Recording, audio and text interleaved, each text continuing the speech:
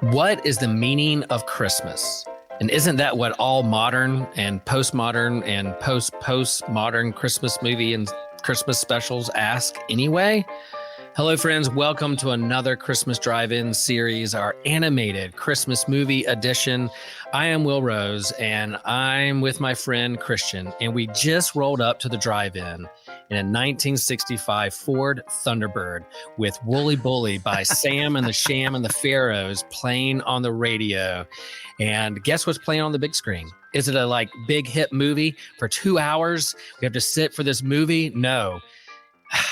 I'm glad you asked, Christian. But yeah, it's a 30-minute animated special, a Charlie Brown Christmas. Yeah, they're showing at the drive-in, and we roll up in our Ford Thunderbird. We're ready to go. So Christian, I have to ask. We're here at the drive-in. We're feeling very festive. What are you eating as a snack for this drive-in? Ooh, man, the drive-in. I might have answered this a couple of times before when we did this, but give me those chocolate chip cookie dough bites while I'm there. Or if we're going for food, give me a good old burger and hot dog with chili. There you go. Nice. I usually roll up. I got to have popcorn, buttered popcorn, a diet soft drink in my hand. But I think since it's the holidays, I'm going to have some of that peppermint bark that you get. Okay. We have Snoopy in this episode, so I'm going with peppermint bark. And we're going to, be festive. Maybe some candy canes are hanging out in the car,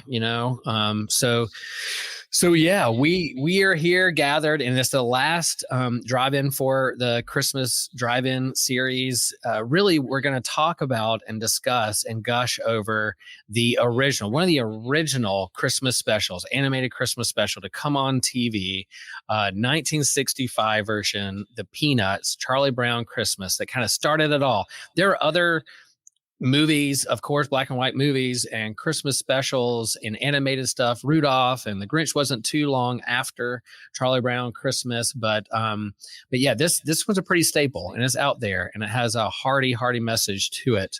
And I'm glad we're finishing the series with this particular movie. So Christian, here we are. We saw the movie. Not very long. We barely got done with our snack because it's only 30 minutes long. We probably still have more to eat. We just have to put it in the co-box. And we're driving away. What is your first reaction? What are your first words after seeing this holiday special? I love this special so much. Just seeing the Peanuts crew all there, having fun, learning a lesson along the way, but just the way they interacted with one another, this is a genuine story, and I'm always in for a genuine story. Yeah. A lot of heart. A lot is packed into that 30 minutes for sure. I think for me, I would, if you were to ask me the same question and you look over at me as I'm driving away in the Ford Thunderbird, I have Hark the Herald Angels Sing kind of echoing in my head with them around this tree that was loved. This little tree that you would think would be unassuming and unnoticed and cast aside is brought to life by the love of the singing of these kids. And there's a little tear. There's a little tear rolling down the side of my cheek. And you're like, Will, are you okay? And I'm saying, yeah, nothing's wrong. I'm more than okay. I'm better. I've discovered the true meaning of Christmas, Christian. and that's what I'm feeling. That's the vibes I'm putting out there with this show. Christian, the plot is super simple. There's nothing really complicated here. It's the Peanuts gang. They're all there. The community's there. There's 10 kids, different personalities. They all dance differently.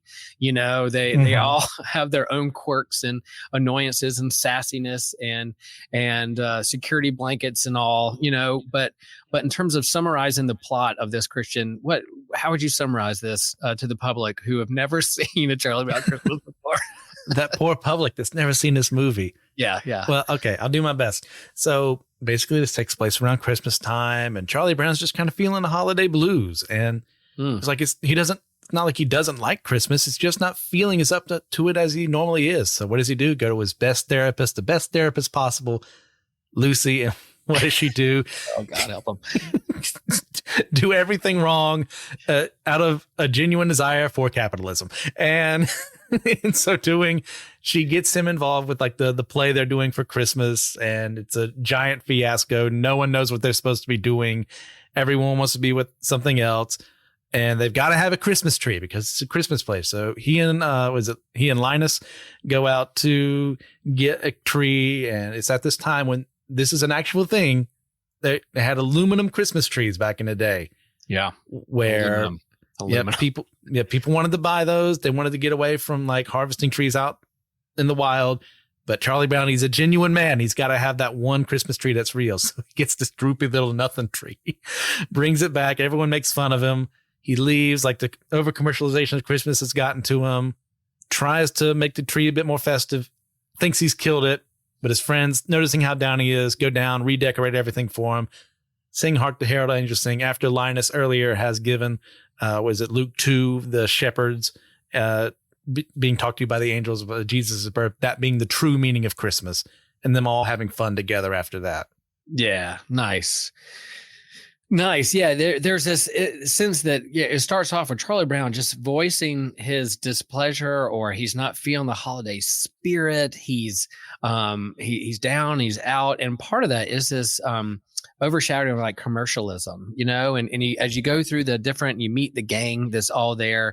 He's walking around, you meet different people. They're all having fun in their life, but he's not. They're either throwing snowballs or catching snowflakes on their tongue, or Snoopy's ice skating and doing figure eights, and he's decorating his doghouse, all those things. But yeah, Charlie Brown's just not feeling it. So he goes to Lucy, who, literally says, what are you afraid of? And starts listing all these fears.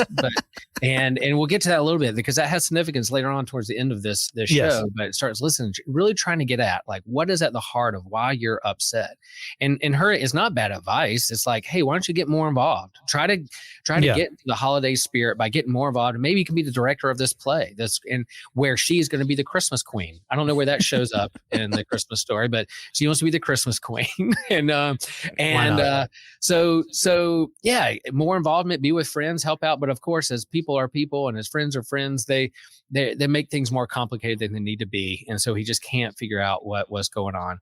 We'll get to the kind of the heart of how they answer the question, what is the meaning of Christmas, in a little bit. But Christian, is there a particular Peanut Charlie Brown gang person that you like or gravitate to, or is your favorite? That's a good question. I mean, it's a fun cast of characters. Like sometimes I go towards Schroeder. Mm-hmm. I just like my boy just playing his music. Other times, Peppermint Patty, one of my favorite tomboys in fiction. But she's obviously not in this one yet. I don't know if she had showed up in the comic strip yet at this point in time. But got to give it to my boy Linus, though. Yeah. He's there. He knows his stuff. He's got his little security blanket. He's having a good time sucking on his thumb, but he's going to drop the mic when he needs to. Oh, I like that preview. A little Easter egg foreshadowing what's coming on down the road. We're going to talk about this. Yeah, he's definitely the moral compass in all these, right? He's the wise old friend who kind of helps give guidance. He's not without his faults and security blankets and things he needs to hold on to. But like, yeah, that's there. I'm with you. You and I both kind of have Charlie Brown haircut, so I would want to say Charlie Brown is my favorite, but no, I'm going to move away from that. I thought when I rewatched this the other night, how I just thought Sally Brown was so freaking cute. Her voice and her genuineness and her letter to Santa was so awesome that I loved it so much. So she's definitely one of my favorite. And watching this again, I don't know why I just drew to her.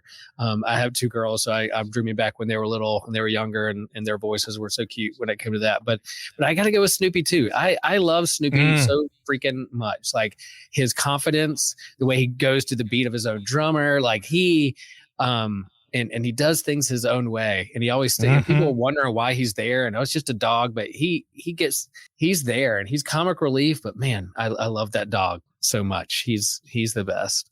Solid choice. Solid choice. Oh, I love Snoopy. So it goes without saying, this is Charles Schulz. This is 1965. They had comic strips, but I believe this is the first TV animated special, right? That they did. I don't know if they did anything before this. Of course, they did The Great Pumpkin. They did things after this, but this is one of the original, Peanut Charlie Brown to the screen renditions of what was already in the comic strips. Yeah, I think this is the first one. And it was actually kind of a gamble, too. Right. On their part. Like a lot of people, they had like 6 months of development to get this done, if I remember correctly. Mhm. and they didn't know if it was going to be successful. One of the people said like, "By golly, I've ruined Peanuts" or something like that. And what has it done since then? It's become one of the greatest Christmas specials of all time. And at a time too when they were afraid, as Christmas was getting a little more secularized Mhm. in America, it's like, should we put such a pro-Christian message in this? Yeah. And they stuck by it. And that's one of the things that stood the test of time. Yeah. Yeah. The whole answering the question of what it is, what's the meaning of Christmas, and literally reading from the Bible, quoting the Bible. I don't know, what behind the scenes, whether they were like, we should drop that or put something different, what was going on and who stood up for that. But yeah, I'm glad it's there, because it definitely matters. And it's the heart of the message of what's going on here. Is there a particular scene or scenario that's one of your favorites in this thing? It moves pretty quick, and they go from beat to beat with a simple plot, but there's certain scenarios or conversations they're pretty good. We can't get to all of them in this, but is there a particular scene or situation that jumps out to you that's big? I mean, other than one where Linus kind of gives like, the actual meaning of Christmas, like, or the end where everyone shows up together to love one another, and Charlie Brown in the midst of his depression. I'm going to go with Lucy and Charlie Brown, like as she's listing off all those fears right at his face. And these are big words for such a small child to know. And that's what makes it even funnier. It's like, Yeah. you know what thalassophobia is? Fear of the ocean. And he just lists again and again and again. She's like, that's not what's wrong with me, but that just heightens the funniness of that scene. Yeah, I agree that I would lean into that too. I do like it when they, of course, when Snoopy is kind of crashed the Christmas pageant play thing that they're trying to do is pretty good, and him turn it blushing and crawling away. But going to the psychiatric help advice booth, for 5 cents, he drops the nickel in the can, and Lucy starts shaking it and goes, "Oh, I love the sound of cold hard cash." Literally, that's the phrase Yes. she used. I love the sound of cold hard cash. And then she goes, "Ooh, nickel, nickel, nickel," and starts shaking the can. It's so good. It's been a while since I've really sat down and watched and paid attention to this special, and paying attention and taking notes and really looking and dissecting what they're doing. Was so much fun. That made me laugh out loud, because that's what kids do, man. They I don't know how much a nickel is worth in 1965. Definitely more than what it is now, but to shake that can and say, "Ooh, cold hard cash," was great, because really what's going on in this particular special is, the commercialization of Christmas and the money and the glitz, and Snoopy's competing for first place for the best decorated, and you have aluminum trees, and Charlie Brown keeps asking the question, what is the meaning of Christmas? What is this all about? Doesn't anybody know what Christmas is all about? He screams it at some point. Now, it does seem like a lot of Christmas movies and specials are trying to answer that question. And I think most of the movies that are out there that don't want to offend too many people or get too religious, they'll basically said, the meaning of Christmas is to love your neighbor. Nothing wrong with that. The meaning of Christmas is to feel joy in a joyless world. Nothing wrong with that. And they got these quasi kind of virtues that are pretty watered down that are out there. Most of that, or they discover this about family or about people and community, that their life is worth. All those things are great virtues. But man, we wouldn't have Christmas without the Christmas story from Luke. It's called Christmas because Christ is right there in it. Even if people put Xmas, X is a Greek word for Kairos. The Greek word is just abbreviating Christ to begin with. So even if you try to cancel that out, you're still saying Christ, because it's the Greek letter for the Cairo. But Christian, what are some other things out there in other movies that you hear of how they try to answer that question? What's the meaning of Christmas? What are other themes you think of? Just in general, just spending time around people you love, or just finding yourself out there, and what it means to be alone on Christmas or be with people on Christmas. Which one is more valuable than the other? Or, that not losing that childlike faith and innocence and something like Santa Claus or something like that. Yeah. And I think a lot of them do wrestle with commercialization too. I can't say that Oh, word. yeah. But yeah, the over marketing and like, oh, it's about things, about the biggest toy, it's about the best gift, it's all those things, and then eventually people come to this and are like, what am I doing all this for? Why am I being so busy? Why am I trying to have the best looking house? Why am I trying to get the best gift or all those things? And eventually you kind of get to the bare bones, the basics of it's not about the things, it's about the people and who I'm with, and goes around. And again, all those are just fantastic ways to answer the meaning of Christmas. But when you get down to this animated series, they answer it. Now, Christian, when when Charlie Brown literally screams out, "Doesn't anybody know what Christmas is all about?" Cue Linus. What happens? Boy comes on stage. He starts reading from Luke 2, like I said earlier. Was it the Annunciation of the Shepherds? Is that the proper phrase for that? Yeah. And said, hey, this is the reason for the season is Jesus Christ, is him coming into the world. It's this little baby that we're all going to worship. Well, we'll get to that later on. That we're going to worship one day. Yeah. So cue the lights. It goes dim except for a spotlight on Linus, and he starts quoting Luke chapter 2, and he talks about the scene of the shepherds and the angels, and I didn't know this before. I think I've heard this story before, but I was reminded of it. If we remember, Lucy was listing all these fears, and Charlie Brown was not all of that. No, that Charlie Brown's like, no, that's not what I'm scared about. That's not what I'm fearing. I'm really wrestling with what is the true meaning of this thing. But she specifically lists fears in this advice. And so if you notice, if you go back and watch this, when Linus is quoting Luke, when he gets to what the angel are saying, the minute he says, "Fear not," Linus drops his blanket. He's no longer holding on to a security blanket.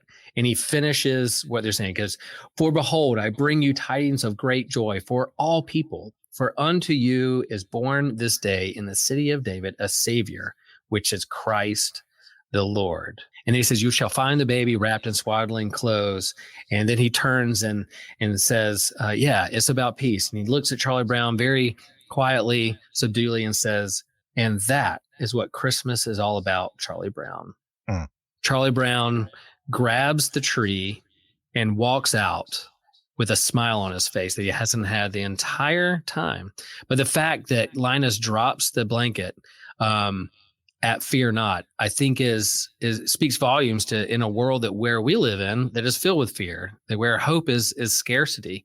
And so where do we find the meaning of Christmas? Well, these angels speaking to this marginalized community outside of Bethlehem, saying, "Fear not, for unto you a child is born," for all people, not some people who act right, not some people who just get Christmas right or not, all people. And it's then when Charlie Brown walks out with a smile on his face and holding this tree, valuing a wooden tree, and they all kind of follow Charlie Brown out to see where he's going next.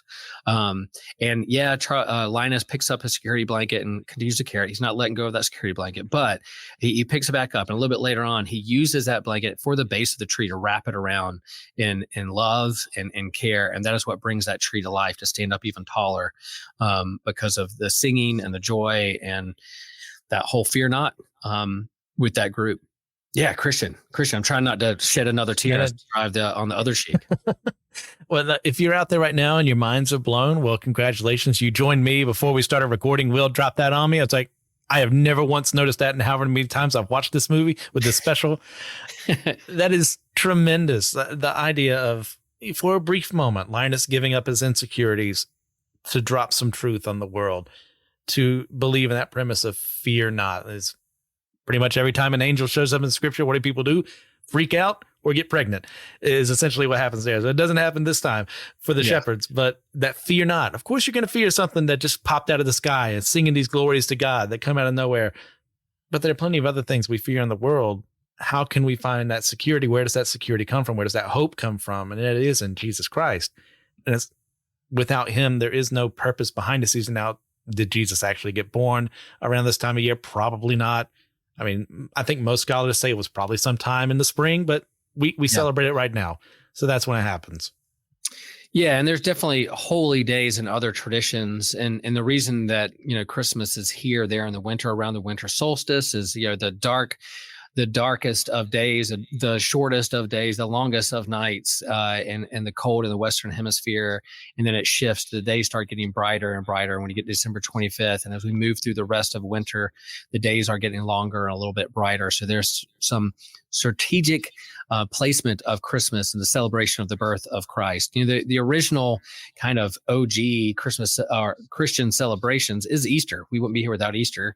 And then Christmas was a little bit later addition. It's become more popular in the West because of Santa Claus, because of all the marketing that goes behind it and the economy that's behind Christmas. But really that was kind of second place for a long time in terms of Christian festivals. But Christmas is important. And yeah, there at the end, he takes the tree, they decorate it. Charlie Brown's off screen, I guess. But then somebody says from the crowd, Charlie Brown is a blockhead, but he did get a pretty nice tree. And then they start singing. It's one thing to, say, yeah, well, now we get what Christmas is about with our friends and family and community and love. And that's great. We made a great tree, but they must have heard what Linus is saying, because they all start singing in this kind of children's choir, Hark the Herald Angels Sing, echoing what those angels said to the shepherds there in the Luke story. So they become the voice of the angels themselves, singing out to the world. And so how can we, I'm sorry, I'm getting on my preacher. I'm preaching my Christmas sermon already, Christian. I'm preaching already. All right. We can be the angels out into the world singing, Hark the Herald Angels Sing, fear not, peace among all people. And I think that could be our job. And here are these kids, working out their own drama, and whether it being nice or sassy to each other or not. But at the end, they're like, at least you got a good tree, and they sing together in one harmony, a chorus, Hark the Herald Angels Sing. Oh yes, it's such a beautiful way to end this. Like you said earlier, like there's not too much in this. Like it's a very short special, but it gets its point across. It doesn't overstay its welcome. It gets right to that. We got to the point. Okay, the Luke 2, the Annunciation to the shepherds, like, peace on earth, goodwill to men. And we get here. This is the peace on earth and goodwill to men. This is people working collectively together to spread joy and to love on one another after someone has been suffering for a bit. Yeah. Yeah. And, and you go back and you watch this 1965 special, it was a different age. It was a tough time. Like you think of the 60s in America, have segregation and desegregation, you have civil rights, you have these things going, you have Vietnam War going on, you have the space race, you have all those things that are going on in the world. And so yeah, it's a good question to ask. What's the meaning of Christmas? But, what brings us value? What brings us hope? And what's the true meaning of this? And these kids, you go back and watch, it's like, golly, they're all bullies. They're like calling them a blockhead, and they're calling them stupid and dumb. And I was like, I'll never let my kids use those words, So we watched them when the kids were younger. We watched this with them. I was like, oh, please don't act like Lucy. Please don't act like these kids. But maybe that's the point. It's so over the top. You're like, oh gosh, it's jarring. Let's give this poor kid that says good grief a break, and do that. But that's part of the charm of it, is how are they friends? How are they navigating the world together? Life isn't always easy. Your friends aren't always perfect. We all make mistakes. We all do things. We all have our insecurities and security blankets we hold on to. But what is it going to take to help us drop some of those and then sing together with one voice to give peace to the world? So yeah, just a neat, fun, meaningful, and for me, a touching Christmas special that all those movies out there that try to ask what's the meaning of Christmas. Well, man, Charlie Brown hones right in with the spotlight on Linus reading from Luke 2. And there you go. There's the meaning of Christmas. Oh, yes. I couldn't said it better myself. This is a charming classic. Like, if you haven't watched it for whatever reason, please go out and do it. It's well worth your time. Yep. Yeah. But even if you haven't watched it in a long time, go back and watch it and kind of notice the little subtle things. The animation's good, the 2D, and Schultz is doing his thing. It's just great. And then the music, right? I can never pronounce the guy's name, but Vince, what's his name? Vince, Vince Gilliardi. Guaraldi. Yeah, I always mispronounce. Sorry, buddy. But yeah, the classic Charlie Brown song and the music goes around it is perfect. It should be, if it's not on your Christmas playlist, some of these songs should be on your Christmas playlist for sure. So Good stuff. Yeah, there's not much else to say. Go back and watch it. It's fantastic. I'm glad we can wrap up the Christmas drive-in series with this because, man, that's really what the horror all about. Cool. All right. Well, let's final question. We're talking about gifts. We're talking about gift giving. Christian, what's one of your most memorable Christmas gifts that you remember as a child or adult? Let's see. Last time I was on, I talked about Godzilla, getting that as a young kid. Nice. Meant a lot. But this time around, I was thinking more recently, and I got to thinking about the one time, like maybe a month or two before Christmas, I was talking to my mom about how my old Snuggie had kind of died just from being abused by me, like I do with everything I own. And it wasn't even like, hey, can you get me one for Christmas, or can you get me one right now? But then Christmas rolls around, I'm opening up a present. Oh, what's inside? Oh, it's a brand new Snuggie. And like, she had never once said, I'm getting that for you. Nice. Like, I'm planning on this. It's like, oh, this is one conversation we had forever ago. You remembered, so you could surprise me on Christmas. That meant the world to me. Yeah, there's those gifts that we kind of know what we're getting because we put at the top of the list, and parents and friends or whatever make sure you kind of get what's at the top of your list. But there's all those surprises that they're listening carefully. They're like, oh, I overheard that they need this or like this, or and then they get it and you didn't know that was coming is pretty good. Yeah, for me, the most memorable gifts, like I've gotten many a surfboard on a Sunday morning. I do remember when I got my first like Earth Cruiser big kind of adult bike. I had like bikes as a kid, but the one when I was a teenager and I got like the Earth Cruiser to go down, up and down Wrightsville Beach was a lot of fun. But there was nothing like the morning when I came down and the Millennium Falcon was sitting underneath the tree. Santa had brought me the Millennium Falcon. It's a huge ship. I still have it in my closet. It's still there. Of course, it's brown. It doesn't keep it in the package. It's not worth thousands of dollars because I wore the paint off that thing. But having that huge Millennium Falcon that I could play with a lot was pretty daggone special. Those mornings of coming to see what St. Nick had brought me and seeing the Millennium Falcon there was pretty epic. So.